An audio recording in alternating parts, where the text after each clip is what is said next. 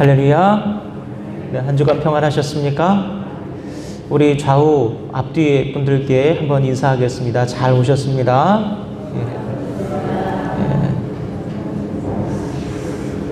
예, 잘 오셨습니다, 여러분. 돌아오는 수요일부터 여러분 뭐가 시작되는지 아십니까?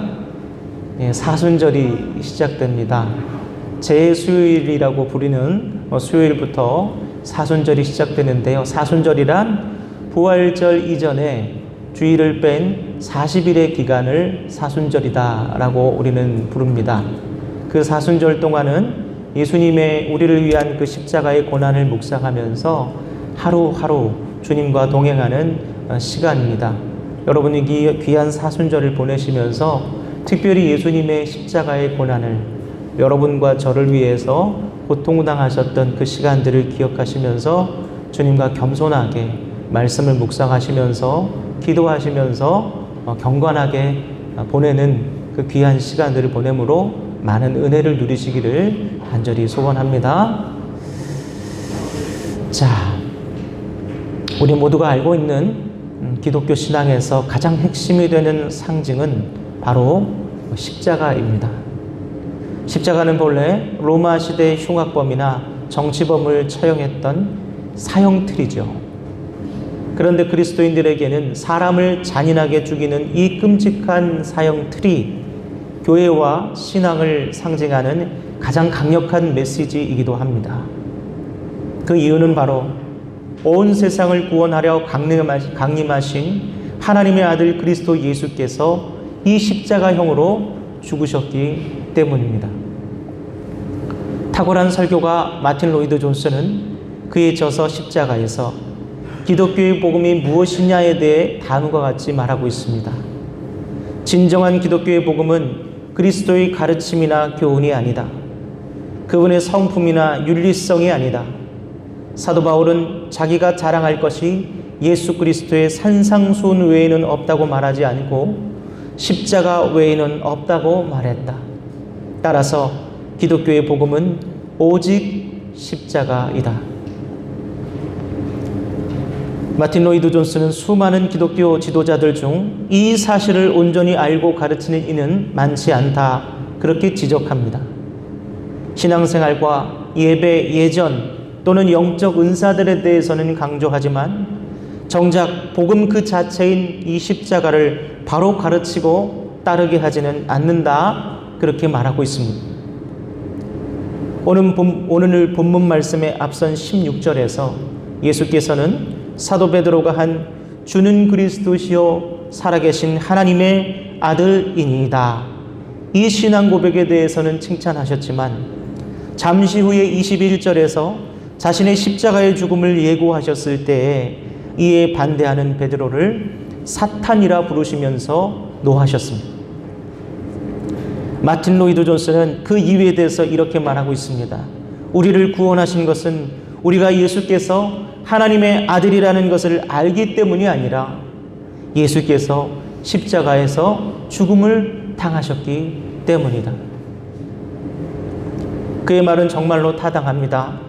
하나님을 안다는 것이 우리를 구원하는 것이 아니라 예수께서 십자가에서 죽으셨기 때문에 우리가 구원을 얻었다는 사실, 이것이 바로 여러분 진정한 복음인 것입니다. 사도 바울은 그것을 알기에 십자가 외에 자신이 더 자랑할 것도 없고 더 이상 알아야 할 것도 없다고 말한 것입니다.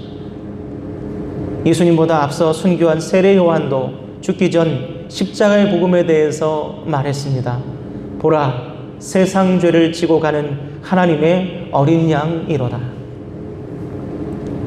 그런데 오늘날 이 십자가의 의미가 그리스도인들에게 매우 사적이면서 다른 의미로 왜곡되어 사용되어집니다.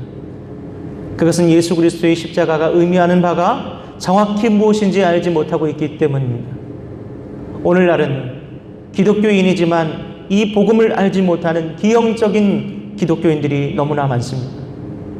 무당 같은 기독교인, 불교인 같은 기독교인, 정치꾼 같은 기독교인, 장사꾼 같은 기독교인이 이 세상에 가득한 것은 바로 이 십자가를 이해하지 못한 이들이 넘쳐나기 때문입니다. 신학자 알리스터 맥그라스는 십자가로 돌아가라는 저서에서 말하기를 십자가를 알고 거듭나지 않는 자가 없고 거듭난 자 중에 십자가를 모르는 자 없다고 말했습니다. 즉 십자가를 제대로 이해하지 못하고 체험하지 못한 사람은 제대로 복음을 수용하지 못한 것이며 그러한 사람에게 거듭남 이 종생의 체험은 없다는 것입니다. 그렇다면 여러분, 거듭난 그리스도인, 참된 그리스도인이 되기 위해서 우리가 반드시 알아야 될 십자가의 복음의 그 내용은 무엇일까요? 첫째로 십자가는 모든 사람의 죄와 무지를 적나라하게 고발하고 있습니다. 도저히 용서하기 힘든 끔찍한 범죄를 지은 사람을 처벌하는 법정인 최고형이 무엇입니까? 바로 사형이죠. 그런데 거룩하신 하나님의 아들이신 예수는 죄가 없으셨습니다. 그럼에도 불구하고 주님은 법정 최고형인 사형을 받고 십자가형으로 돌아가셨습니다. 여러분, 이 죄를 지은 진짜 피고인은 누구입니까? 바로 저입니다. 제가 피고인입니다. 저는 도저히 용서받기 힘든 끔찍한 범죄를 지은 사람입니다. 저 같은 악인은 사형 외에는 달리 죄를 갚을 길이 없습니다. 십자가를 바라보는 사람은 누구든지 자기가 사형을 당해야 마땅한 중범죄자임을 깨달아야 합니다. 감히 고개를 빳빳이 세울 수 없습니다. 십자가를 보면 내 온갖 더러움이 보여서 불편하고 괴롭습니다. 그런데 십자가를 보고도 괴롭지도 않고 자신이 죽을 죄인임을 달리 실감하지도 못하고 마냥 억울하기만 하다면 그는 십자가에 대해 무지한 상태인 것입니다. 생각해 보십시오. 우리가 만약 내가 무슨 사형에 해당할 죄를 지었어? 그 정도는 아니잖아 라고 생각하신다면, 그렇다면 우리 주님은 왜 나를 위해 사형을 당하셨습니까? 우리 주님이 스스로 고통을 당하시는 이상한 성향을 가지신 그런 분이십니까? 요한일서 1장 10절 말씀을 함께 보겠습니다. 읽겠습니다. 만일 우리가 범죄하지 아니하였다 하면 하나님을 거짓말하는 이로 만드는 것이니 또한 그의 말씀이 우리 속에 있지 아니하니라. 아멘. 내가 죄를 짓지도 않았는데 주님이 나를 위해 죽으셨다는 말은 주님을 거짓말하는 이로 만드는 일이며 그분의 죽음을 조롱하고 모독하는 일입니다. 목사든 장로든 직분자이든 그 누가 되었든 매일 십자가 앞에서 자신이 죽을 죄인임을 아파할 수 없다면 그는 주님을 모독하는 사람이고 무지한 사람. 예수님의 십자가는 그렇게 우리의 죄를 고발하고 우리의 무지를 드러냈습니다. 반대로 십자가를 통해 자신의 끔찍한 죄를 볼 수 있다면, 십자가 앞에 매일 자신이 죽을 죄인이고 어찌할 수 없는 죄성을 가진 가장 악한 힘을 고백할 수 있는 사람이라면 그는 진정한 십자가의 능력을 경험할 것입니다. 십자가의 능력, 놀라운 용서와 거듭남의 능력이 그에게 역사하며 말할 수 없는 해방감과 기쁨을 느끼며 주님의 구속의 은혜를 찬양하지 않을 수 없습니다. 사랑하는 성도 여러분, 십자가를 바라보며 자신이 죽을 죄인임을 오늘도 탄식하고 계십니까?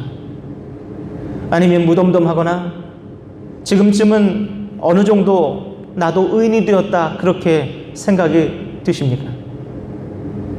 혹시 오늘 목욕을 하면 죽을 때까지 씻지 않아도 정결할 수 있다 믿는 분이 여기 우리 중에 계십니까?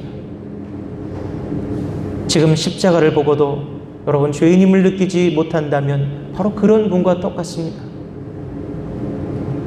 잊지 마십시오. 주님의 십자가는 지금도 나의 죄와 무지를 드러내고 회개를 통해서 새롭게 하는 능력을 우리에게 베풀고 있다는 그 사실을 말합니다. 둘째로, 십자가는 우리에게 죄로 인한 대가가 고통과 죽음임을 분명히 알려주고 있습니다. 주님이 달리신 십자가는 인간에게 줄 수 있는 한 최고의 고통을 선사하며 회생 불가능한 완전한 죽음을 내리는 가장 극악한 처형 방법입니다. 그런데 우리 주님은 왜 하필이면 그와 같이 고통스러운 사형 방법을 택하셔서 우리를 위해 죽으셨을까요?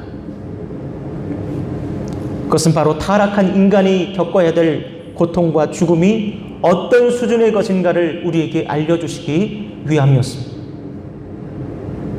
지금 이 세상에는 고통과 죽음이 난무합니다. 지진으로 4만 명 이상의 사람이 지금도 죽고 희생당하고 있습니다. 보트를 탄 난민들의 배가 뒤집혀서 사람들의 목숨을 잃습니다. 전쟁과 테러로 인해서 민간인과 어린아이들이 희생되고 있습니다. 산업 현장에서 젊은 일꾼들이 허무하게 목숨을 잃고 있습니다. 이 모든 고통과 죽음이 어디로부터 비롯됐습니까, 여러분? 바로 인간의 악함과 타락한 본성 때문입니다. 로마서 5장 12절의 말씀을 함께 읽겠습니다. 그러므로 한 사람으로 말미암아 죄가 세상에 들어오고 죄로 말미암아 사망이 들어왔나니 이와 같이 모든 사람이 죄를 지었으므로 사망이 모든 사람에게 이르렀느니라. 아멘. 아담의 죄로 인해 온 인류에게 고통과 사망이 임했습니다. 어떤 분은 말합니다. 왜 아담 하나가 죄를 지은 것 때문에 우리가 고통과 죽음을 당해야 하냐? 그러면 그분이 아담이었다면 과연 범죄하지 않으셨을까요?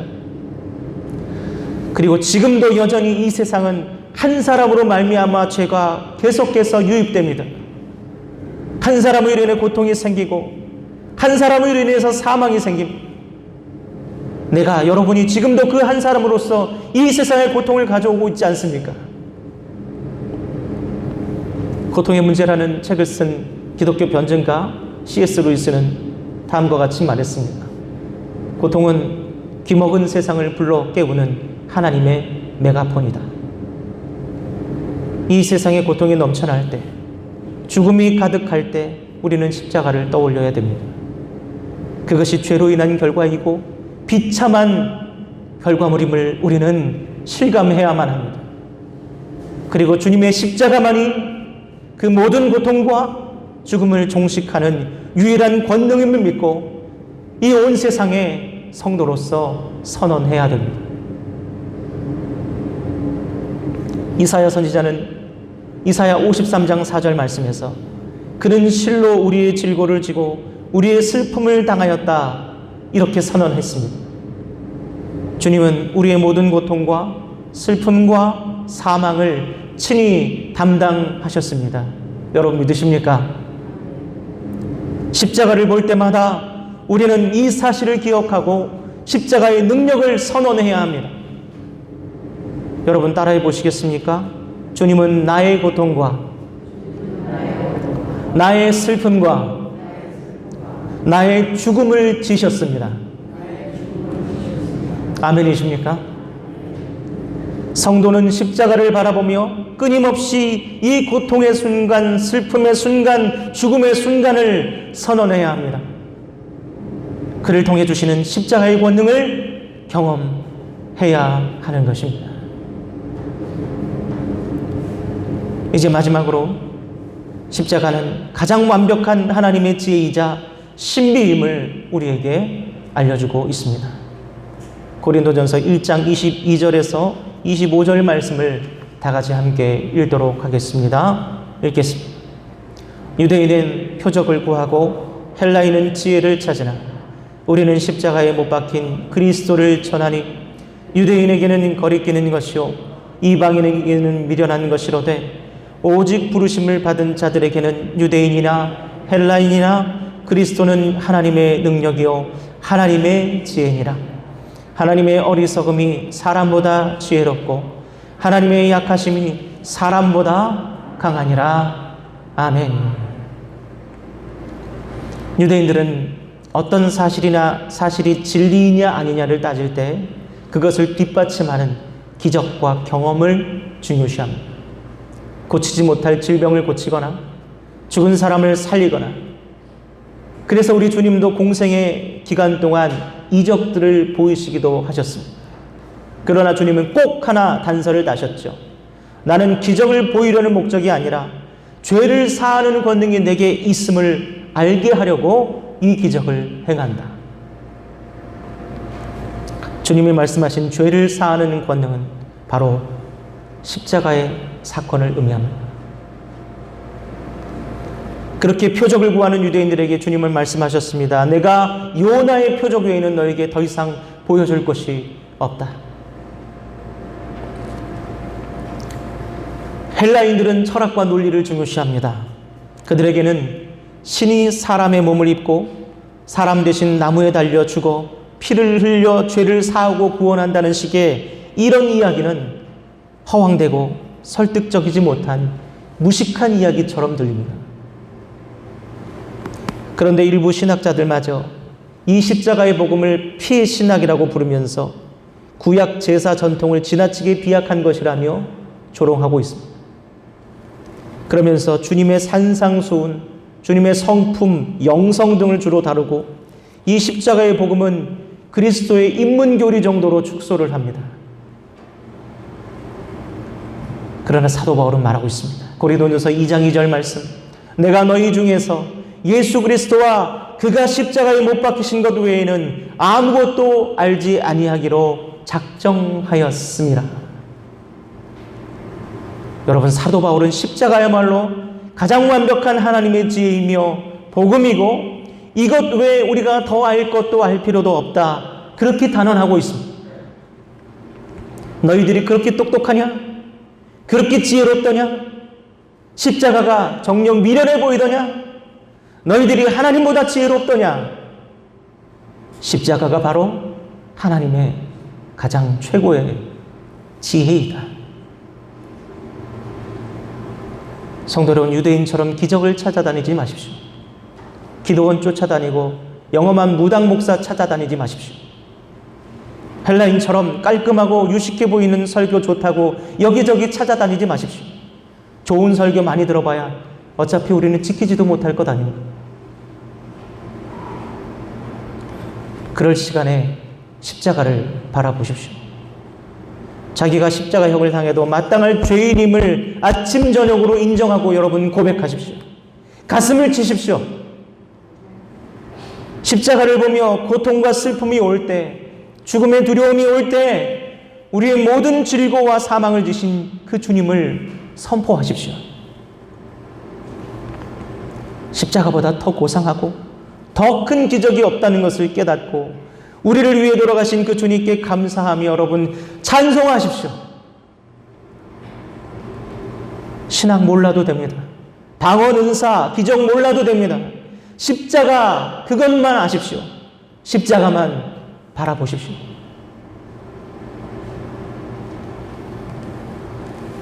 이제 말씀을 마치면서 오늘 본문 말씀을 다시 한번 함께 읽어보도록 하겠습니다. 우리 24절의 말씀입니다. 다 같이 읽겠습니다. 이에 예수께서 제자들에게 이르시되 누구든지 나를 따라오려거든 자기를 부인하고 자기 십자가를 지고 나를 따를 것이니라. 아멘.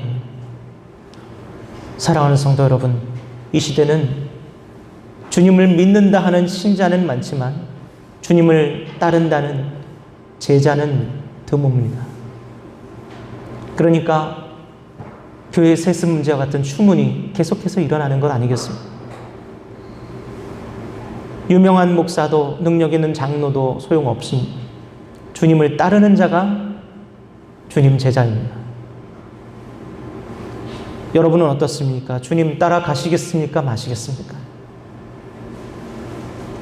만약 여러분이 주님을 따라가려고 하신다면 반드시 선행해야 될 두 가지가 있습니다.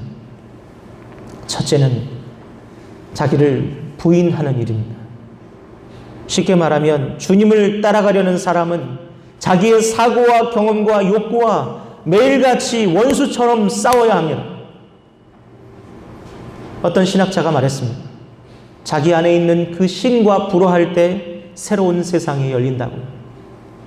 자기 안에 있는 신이란 내 신념, 내 사고, 경험, 철학, 욕구 같은 지금도 나를 움직이고 있는 것들을 말합니다.